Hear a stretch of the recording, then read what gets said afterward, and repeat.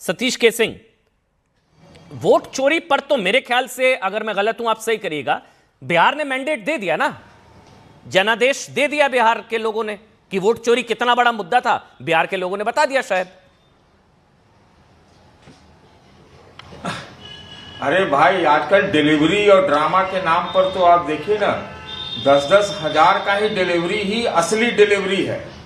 बाकी चुनाव तो अब ऐसा स्थिति हो रहा है कि अब सिर्फ ड्रामा तक न रह जाए।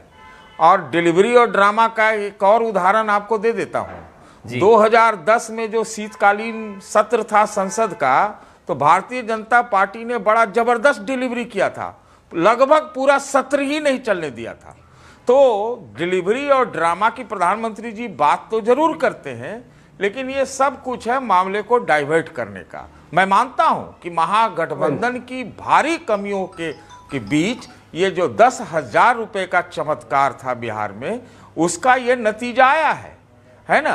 तो इसी ढंग से अब तो 2010 में कैसे ममता के बीएलओ रहेंगे तो वो सड़क बोलने देते हैं उनको। सतीश के सिंह ममता कंप्लीट कर लेते हैं। बोलिए सतीश जी। ठीक है, बोलिए। हाँ बोलिए बीच में ना बोले कोई। डिलीवरी और ड्रामा के बीच में डिलीवरी देखिए, ड्रामा मत कीजिए। मैं कह रहा हूं कि जहां ममता का बीएलओ रहेगा उस प्रदेश सरकार का, वो सड़क पे उतार देंगी। जहां भाजपा का मौका रहेगा, वो वर्ल्ड बैंक का फंड जो है बिहार में, वो चला जाएगा 10,000 में। अब एसआईआर पर सवाल अगर उठते तो ये गंभीर सवाल है। एसआईआर होना चाहिए, नहीं, मेरे को लेकिन समय लेकर होना चाहिए। मैं आपकी बात से इत्तेफाक एक चीज में रखता हूं, समय से। ये जो 10,000 वाली बात आपने बोली उस पर ठीक है, वो चुनावी रेवड़ी या कुछ भी कह लीजिए, लेकिन 2024 के बाद से कितने राज्यों में चुनाव हुआ? क्या सभी राज्यों में 10,000 वाला दाव था, जिसका शायद प्रधानमंत्री ने भी जिक्र किया? 5 से 6 राज्यों में चुनाव हुआ 2024 लोकसभा चुनाव के नतीजों के बाद। 10,000 वाली बात चलो मैंने बिहार में मान ली, बाकी राज्यों में वहां भी तो बंपर जनादेश बीजेपी को मिला।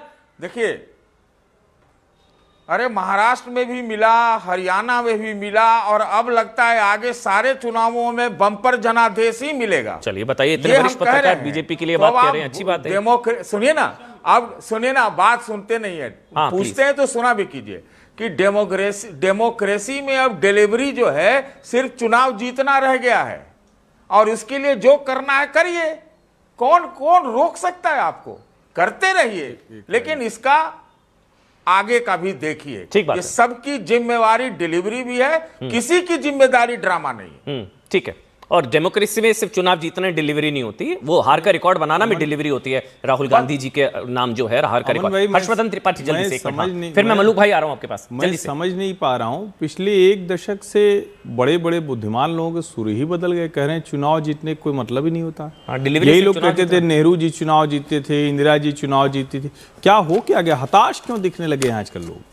और डिलीवरी, बिना डिलीवरी की जनता को आप समझ रहे हैं कि ऐसे ही वो बिना कुछ समझे वोट कर दे। डिलीवरी भी तो फिक्स हो गई है ना। कमाल की बात यह है कि आप अपनी बुद्धिमत्ता में प्रतिदिन जनता को अपमानित करते हैं। राहुल गांधी अपमानित करें तो ठीक है, बुद्धिजीवी लोग भी करेंगे जो मतलब कैसे कहें, कोई मतलब नहीं चुनाव जीतने का। डिलीवरी के बिना कोई जीत जाएगा क्या? डेमोक्रेसी में बिना डिलीवरी कोई सरकार बन सकती है क्या?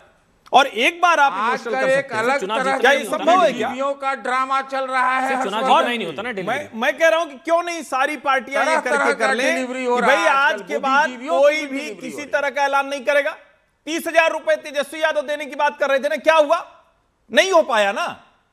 क्यों ऐसा क्यों नहीं हो पाया बताइए जरा। छत्तीसगढ़ में तो बीजेपी नहीं थी सत्ता में, भूपेश बघेल तो सब दे रहे थे, और महतारी वंदन योजना का फॉर्म भराया, हो गया। राहुल जी के ऊपर भरोसा नहीं हुआ, 72,000 न्याय में दे रहे थे। कैसा कैसा भ्रम फैलाते हैं, समझ में नहीं आता। राहुल गांधी तो 72,000 साल का दे रहे थे ना न्याय में, 12×72, 6,000 महीना। क्या हुआ? तो कम से कम कोई भी बात उसका आधार होना चाहिए ना। 30,000 भी दे रहे थे। हाँ, लेकिन उस पर भी किसी ने भरोसा नहीं किया। ट्रस्ट डेफिसिट है सर। जनता भरोसा नहीं कर रही है, आप लोग उनको क्यों भ्रम में डालते हैं?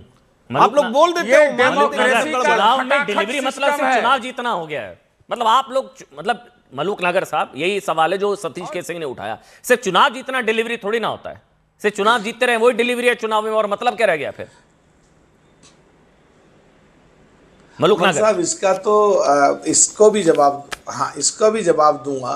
पहली बात, जो रेणुका चौधरी एक डॉग को लेके आई, कुत्ता शब्द कहना भी ठीक नहीं लगता, कहते अंदर भी लोग काटते हैं। इनका क्या बुरा मानना है? जब इनका सबसे बड़ा नेता पार्लियामेंट से बाहर निकल के परिसर में कहता है देश की इकोनॉमी डेड, जो करीब 55-60 साल उन्होंने ही अपनी इकोनॉमी बढ़ाई है, और जो पाकिस्तान और हिंदुस्तान का युद्ध होता है ऐसे प्रश्न पूछते हैं जो पाकिस्तान के फेवर में जाए, पाकिस्तान में ब्रेकिंग न्यूज बने, पाकिस्तान में अखबारों की हेडलाइन बने और तारीफ करते हैं पाकिस्तान के लोगों की, तो इनका क्या बुरा मानना है जो सांसदों को कुत्ते की संज्ञा दी जा रही है कि पार्लियामेंट में भी काटते हैं। तो इनका इसीलिए ये बुरी हालत है। और जो आपने पूछा डिलीवरी, अरे बगैर रिजल्ट के सरकार नहीं बन सकती, संविधान के अनुसार वही सबसे बड़ी डिलीवरी है। पर ये एमपीओ को अगर कुत्ते काटने से संज्ञान लेंगे, देश की इकोनॉमी डेड बताएंगे, जलेबी की फैक्ट्री में 50,000 लोग काम करेंगे बताएंगे, पाकिस्तान के में देश के खिलाफ बोलेंगे, तो इनको डिलीवरी पे भी लेके कुछ कहेंगे। आज का विषय है जो मुझे लगता है अमन भाई कि पार्लियामेंट चलनी चाहिए कि नहीं चलनी चाहिए।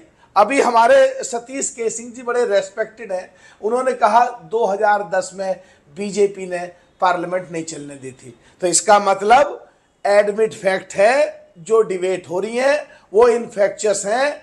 आज की तारीख में पार्लियामेंट को इनके अनुसार भी विपक्ष नहीं चलने दे रहा। 18-20 लाख लोग हम लोगों को चुन के भेजते हैं, ये उनके मौलिक अधिकारों का हनन है। और जो हम काम करना चाहते हैं हमारे मौलिक अधिकारों का हनन है। डरते भी है ना एसआईआर पर चर्चा से, गाड़ी कमाई का पैसा वेस्ट हो रहा है।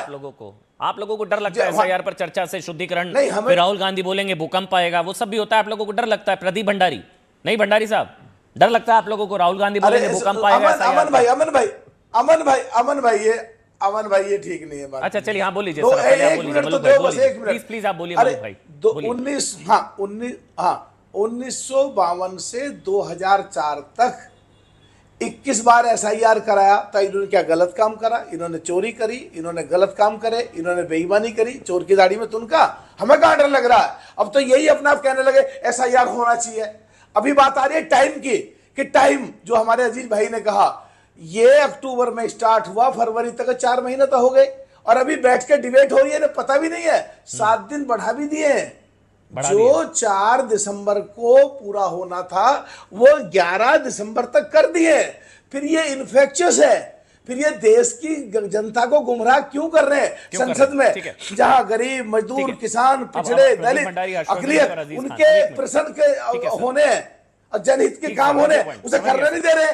प्रदीप भंडारी, आप लोगों को डर लगता है इसलिए आप लोग चर्चा नहीं होने देना चाह रहे, आप लोग डिबेट से भाग रहे हैं, इसलिए डिलीवरी वाला और ड्रामे वाला दाव आप लोगों को डर लगता है। एसआईआर पर डिबेट हो जाएगी, आप लोगों की पोल खुल जाएगी, पता लग जाएगा, हाइड्रोजन बम, एटम बम सब फट जाएगा।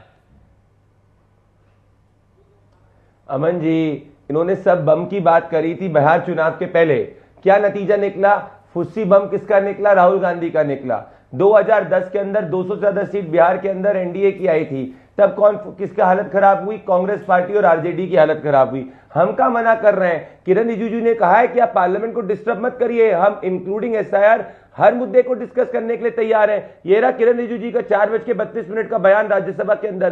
परंतु इनका मकसद है कि जनता के पैसे को लूटना चाहते हैं, क्योंकि जिन्होंने नेशनल हेराल्ड में फ्रीडम फाइटर्स की भूमि को लूटा, वो 2.5 लाख रुपए पर मिनट में अगर जनता का पैसा लूटा जा रहा है। राहुल गांधी तो अमीर आदमी है, अखिलेश यादव तो अमीर आदमी, इनको क्या फर्क पड़ रहा है? इनकी तो पार्टी परिवार वाली पार्टी है, इनको अपने सांसदों का भी नहीं फर्क पड़ रहा है, जो जाके बेचारे जनता का मुद्दा नहीं रेस कर सकते, जैसा प्रधानमंत्री नरेंद्र मोदी जी ने कहा। और बात रही डिलीवरी की, 8% ग्रोथ रेट का आंकड़ा है Q2 के अंदर। और अगर तो फिर क्यों नहीं हो रही है डिबेट? फिर बहस क्यों नहीं होती है? फिर क्यों वॉश आउट होता है? फिर किसकी जिम्मेदारी? जिम्मेदारी तो आप लोगों की साहब, ये तो जिसकी सरकार उसी की जिम्मेदारी होगी ना, विपक्ष की थोड़ी ना जिम्मेदारी हम लोग बनाएंगे यहाँ पर। अच्छा, संसद नहीं चल पा रही तो आप लोगों की जिम्मेदारी है ना, आपके फ्लो लीडर्स की। तो अब एक चीज बताइए अमन भाई, आपने मणिपुर वाले मुद्दे पे कई लोगों ने कहा सरकार नहीं डिस्कस करना चाहती है, गृह मंत्री जी ने पूरा बयान दिया, प्रधानमंत्री जी ने बोलना शुरू किया, तो किसने इशारा करा था? राहुल गांधी ने कि प्रधानमंत्री को मत बोलने दो। मैंने आपको वीडियो देखा, ये रहा वीडियो। तो कौन ड्रामेबाज है, कौन सी चीज है? ऐसा थोड़ी हो सकता है विपक्ष बोले माय वे और दी हाईवे। पार्लियामेंट के अंदर विपक्ष और सत्ताधार दोनों का इक्वल अधिकार होता है। राहुल गांधी इसको एक परिवार की प्रॉपर्टी नहीं समझ सकते और उनको रेणुका चौधरी को हटाना चाहिए पार्टी से। क्या संसद को डॉग से कंपेयर करना, सांसदों को कुत्तों से कंपेयर करना, उनको वोट किए हुए जनता अरे वो नहीं बुरा लग रहा अजीज खान को अपने पिछड़ों, वो महिलाओं अपने का अपमान नेताओं है। को गाली पड़ने पर भी नहीं बोल पा रहे हैं खुलकर। आप उनके मुंह में थोड़ी ना शब्द डाल देंगे। अजीज खान को नहीं बुरा लग रहा रेणुका चौधरी के बयान पर, वो नहीं उनको उस बयान की मुखालफत कर पा रहे। वो अपने नेताओं की कुत्ते से तुलना होने पर भी उनको बुरा नहीं लग रहा। तो मैं क्या जबरदस्ती, मैंने तो बोल दिया डिबेट में भी अगर कोई ऐसे मैं बोल दूं तो उनको बुरा लग जाएगा। रेणुका चौधरी के बयान पर बुरा नहीं लग रहा अजीज भाई को।